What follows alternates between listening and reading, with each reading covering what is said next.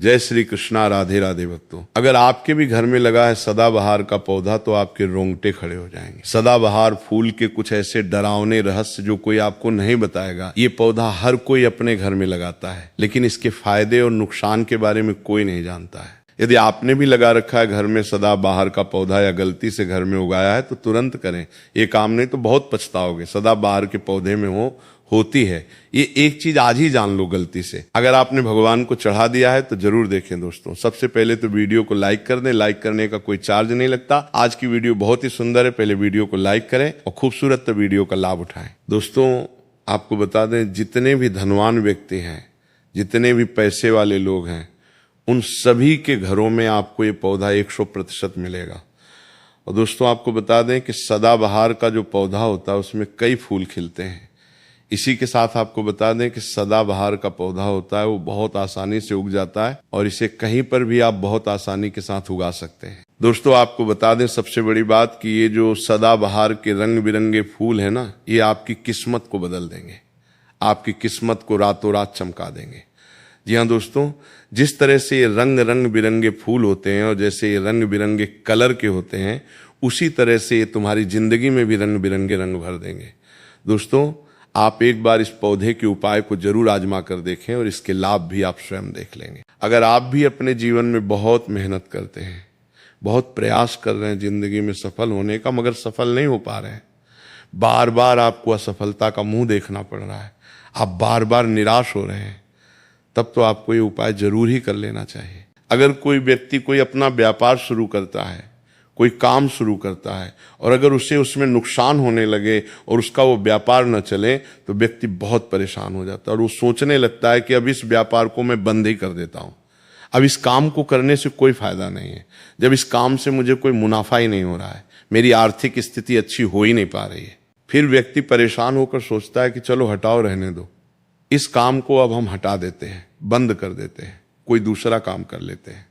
और इसी तरह से व्यक्ति काम भी बदलते रहते हैं, बहुत कोशिश करते हैं, लेकिन उसके बावजूद उनको सफलता प्राप्त नहीं हो पाती है जैसा वो चाहते हैं, उनकी मनोकामना पूरी नहीं हो पाती है, उनका व्यापार नहीं चल पाता है। तो अगर आप भी अपने जीवन में कोई व्यापार कर रहे हैं और आपको बार बार उसमें नुकसान देखने को मिल रहा है, या जो भी काम आपने शुरू किया है वो काम आपका नहीं चल पा रहा है, जिस चीज़ को लेकर आप बहुत ज़्यादा परेशान हैं, किसी विशेष क्षेत्र में आपने तैयारी कर रखी है लेकिन उसमें भी आपको सफलता प्राप्त नहीं हो पा रही है, तब आपको एक बार, सिर्फ एक बार इस उपाय को जरूर करके देखना चाहिए। आप इसके परिणाम और इसके लाभ, इसके चमत्कारी लाभ आप खुद देख लेंगे।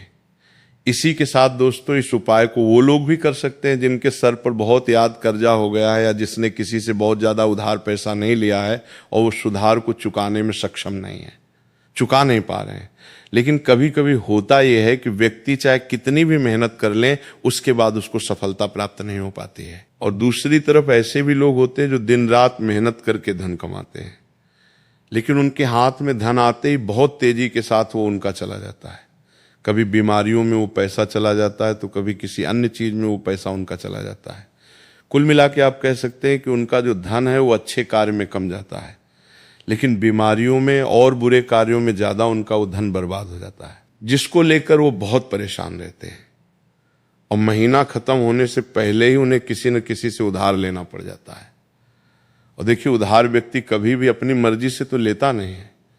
जब व्यक्ति के ऊपर बहुत ज्यादा परेशानी आ जाती है, उसके जीवन में बहुत सारे कष्ट आ जाते हैं, जिसके चलते उस व्यक्ति को अपना घर चलाने के लिए और बहुत सारी आवश्यकताएं ऐसी होती हैं जिन्हें पूरा करना व्यक्ति का दायित्व होता है, जिसके चलते वो किसी न किसी से पैसा धार ले लेता है, ये सोचकर कि अगले महीने उस पैसे को मैं चुका दूंगा।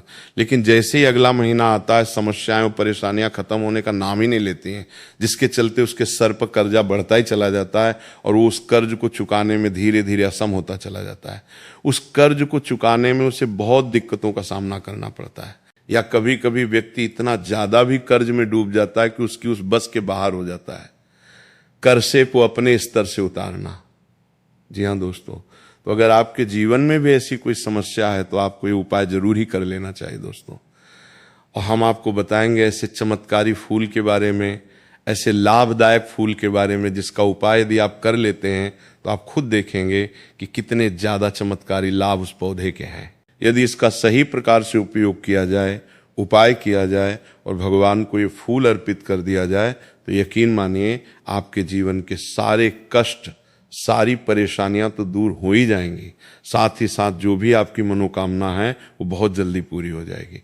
इसी के साथ दोस्तों, आपके जीवन में अगर धन से जुड़ी समस्याएं बन चुकी हैं, आपके जीवन में धन आना बंद हो गया है, अगर आप चाहते हैं कि आपके जीवन में, आपके घर में धन की वर्षा होने लगे, तो आपको कुछ भी नहीं करना है, सिर्फ इस पौधे को अपने घर में लेके आना है। और जब आप इस पौधे को अपने घर में लेके आएंगे, अपने घर में लगाएंगे, तो ये खुद ही धन को खींच कर आपके घर में ले आएगा। दोस्तों, इस उपाय को करने के बाद जब भी आप जो काम करेंगे उसमें आपको सफलता प्राप्त होगी। और इस उपाय को करने के बाद यदि आप मिट्टी भी बेचने जाएंगे ना, तो उससे भी आपको कई गुना लाभ प्राप्त होगा। तो आज की वीडियो में हम आपको 3 से 4 उपाय ऐसे बताएंगे जो सदाबहार फूल के ही उपाय हैं, और जिन उपायों को यदि आप कर लेते हैं तो आपको कई गुना लाभ उपायों का मिल जाएगा। तो आपको सिर्फ इतना करना है कि आपको जो भी उपाय हम आपको बताएंगे उन्हें बहुत ध्यानपूर्वक सुनना है और उपायों को अच्छे से समझ के करना है, जिससे कि आपसे कोई भूल चूक ना हो। बिल्कुल अच्छे से आप वीडियो को पूरा देखें और उपायों को तभी करें जब आप वीडियो को पूरा देख लें और उपायों को अच्छे से समझ लें, तभी आपको ये उपाय लाभ देंगे। इसी के साथ दोस्तों, कमेंट सेक्शन में सबसे पहले जयकारा लगा दें। आप चाहें तो अपने इष्ट देव का जयकारा लगा दीजिए, किसी का भी आप जयकारा लगाएं, लेकिन जयकारा जरूर लगाएं। और अगर आप हमारे चैनल पर पहली बार आए हैं तो चैनल को जरूर सब्सक्राइब कर लें और वीडियो को लाइक जरूर कर दें। तो चलिए जल्दी से हम आपको बता देते हैं कौन कौन से हैं वो उपाय दें। कि ये तो आप सभी जानते हैं कि संसार में बहुत तरह के वृक्ष पाए जाते हैं और सभी वृक्षों का अलग अलग महत्व होता है। उन्हीं में से कुछ पेड़ पौधे, कुछ वृक्ष ऐसे होते हैं जो देवी तुल्य होते हैं। मतलब कहने का है कि जिन्हें देह का दर्जा प्रदान किया गया है, जिन्हें देवताओं का दर्जा प्रदान किया गया है। जैसा कि आप जानते हैं, तुलसी का पौधा हो गया, पीपल का वृक्ष हो गया, बट वृक्ष हो गया, ये सभी बहुत पूजनीय पौधे माने गए हैं। तो आपको बता दें कि कुछ वृक्ष ऐसे होते हैं जिनमें दा शक्ति होती है, जिनके अंदर बहुत अलौकिक चमत्कार होते हैं। अगर बात कर ले पीपल के पेड़ की, तो उसमें साक्षात श्री हरि विष्णु का वास माना गया है, और समस्त देवी देवताओं का वास भी पीपल के पेड़ के अंदर माना जाता है। पर अगर हम बात करें शमी के पेड़ की, तो सभी का जो पेट होता है उसे शनिदेव की तरह ही देखा जाता है। कहा जाता है कि शनिदेव का उसमें वास होता है। और अगर बात करें आंकड़े की, तो यानी कि हम जब आंकड़े का पेड़ देखते हैं, उसे निहारते, तो ऐसा लगता है कि गजानन को हम निहार रहे हैं। बेल का पेड़ हो गया जो कि बहुत ही पूजनीय है, ये आप भी जानते हैं। तो आपको बता दें कि हर पेड़ की अपनी अपनी दिव्य शक्तियां होती हैं, अपने लाभ और अपने चमत्कार होते हैं। अब मान लीजिए किसी भी पेड़ की जिनमें दया शक्ति होती है, उनमें से किसी भी पेड़ की यदि हम सही प्रकार से पूजा कर लेते हैं, अच्छे से उपायों को कर लेते हैं, तो यकीन मानिए आप अपने जीवन की समस्त समस्याओं से छुटकारा पा सकते हैं और आप अपने जीवन में जो चाहें वो पा सकते हैं। बड़ी से बड़ी मनोकामना भी आप अपनी पूरी कर सकते हैं। और अगर हम बात करें सदाबहार के फूल की, तो सदाबहार एक ऐसा फूल है जो सदा खेलता रहता है, हमेशा ये खिला रहता है। इसी कारण इसे सदाबहार का फूल भी कहा जाता है। और इसीलिए दोस्तों, ये जो सदाबहार का फूल है, ये सदा के लिए आपके भाग्य को चमका सकता है, आपकी किस्मत बदल सकता है। तो इस फूल के बहुत सारे लाभ, बहुत सारे चमत्कार हैं। हम आपको बहुत ही सरल शब्दों में बताने का और समझाने का पूरा प्रयास करेंगे, जिससे कि आपको किसी समस्या का सामना ना हो, आप उपायों को बहुत अच्छे से समझ के अच्छे से कर सकें। आप चाहें तो इनको लिख भी सकते हैं और आप चाहें तो हमारी वीडियो को दोबारा भी देख सकते हैं, आपको उपाय अच्छे से समझ आ जाएंगे। तो देखिए, अगर बात करें सदाबहार के फूल की, उस पौधे की, तो सदाबहार के 2 रंग के फूल होते हैं। एक फूल होता है सफेद रंग का, और वहीं दूसरा जो फूल होता है वो होता है गुलाबी रंग का।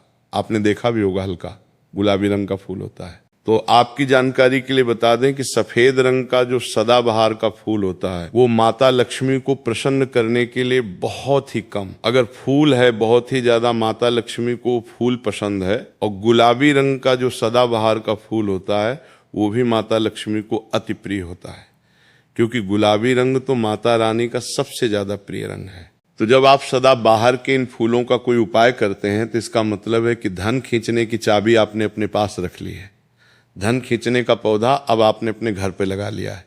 इसी के साथ दोस्तों, आपको बता दें कि शिव जी को सफेद रंग का जो सदाबहार का पुष्प होता है, जो फूल होता है, शिव जी को सफेद रंग का सदाबहार का पुष्प बहुत ज्यादा प्रिय होता है। यदि आप इस सफेद रंग के पुष्प को शिव जी को अर्पित करते हैं तो आपके जीवन की बहुत सारी समस्याओं से आपको छुटकारा मिल जाएगा और आपके जीवन में जो भी राहु केतु का दोष है वो भी पूरी तरह से समाप्त हो जाएगा। तो जब भी आप इस सफेद रंग के पुष्प को शिव जी को अर्पित करें या माता रानी को अर्पित करें तो आप अपनी मनोकामना बोल दें, आपकी कैसी भी कामना है वो जरूर पूरी हो जाएगी। और यदि आप इस सफेद रंग के पुष्प को शिव जी को अर्पित करते हैं तो शनिदेव भी आपसे बहुत प्रसन्न होते हैं।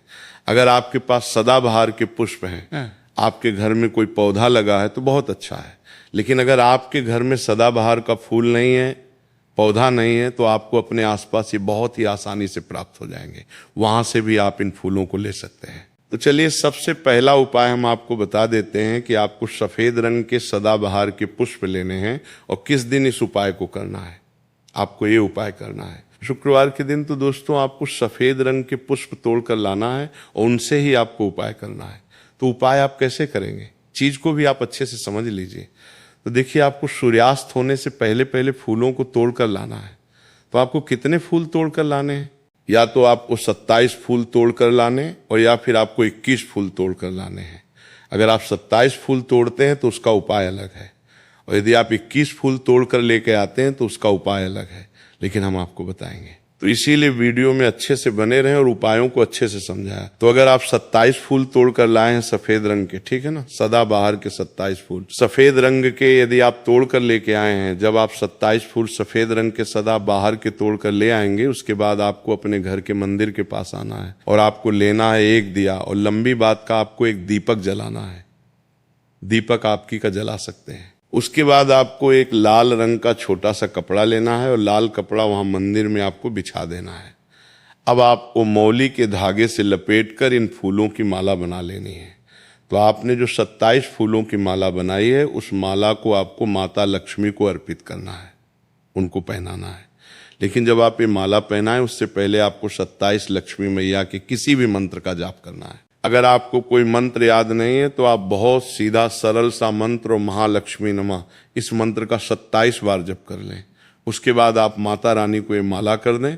उसके बाद आपको माता रानी को कुमकुम हल्दी का तिलक लगाना है और उसके बाद आपको महालक्ष्मी चालीसा का पाठ भी करना है और फिर उसके बाद आपको माता रानी की आरती करनी है। इस बात का ध्यान रहे कि जब आप चालीसा कर लेंगे उसके बाद आपने जो लाल कपड़ा लिया है उस पे आपको हल्दी से स्वास्तिक बनाना है और उस लाल कपड़े पे आपको जो स्वास्तिक आपने बनाया है उस स्वास्तिक के ऊपर यदि आपने 21 फूलों की माला माता रानी को अर्पित करे हैं तो 21 चावल के दाने आपको स्वास्थ्य रखने हैं। और अगर 27 फूलों की माला आपने माता रानी को अर्पित की है तो 27 ही चावल के दाने आपको स्वास्थ्य पे रखने हैं। लेकिन ध्यान रहे कि चावल बिल्कुल भी टूटा फूटा खंडित नहीं होना चाहिए। और जब आप चावल स्वास्तिक डालेंगे तब भी आपको और महालक्ष्मी नम का जप भी करना है। इसके साथ ही साथ अब जो माला आपने माता रानी को अर्पित की थी वही माला आपको इस स्वास्तिक के ऊपर रख देनी है।